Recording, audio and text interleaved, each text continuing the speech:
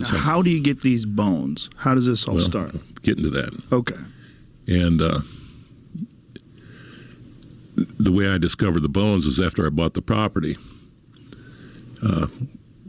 There was a stripping pile done by an adjacent miner that was dumping overburden on these flat tailings.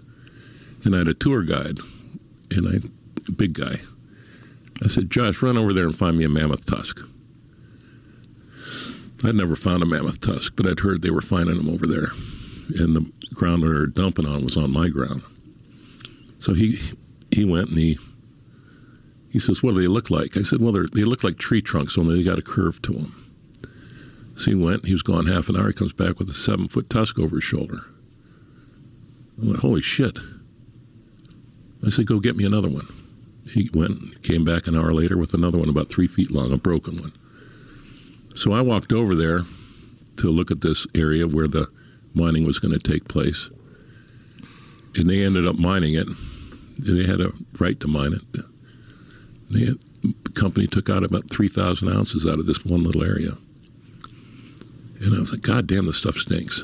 So one day we were walking around the area after they had mined it, moved on to another place.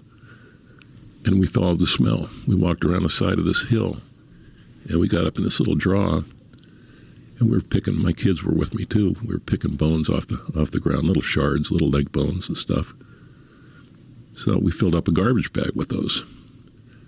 We went back again and again and again, and then I took an excavator back, built a little road around the side so we get back to it with a machine.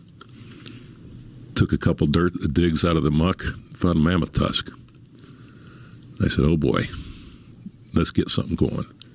So then we got a big floating barge and put a pump on it, 471 Jimmy, with a giant, they're called giants, but they're actually hydraulic monitors. They look like big long pipes that you spray water out of.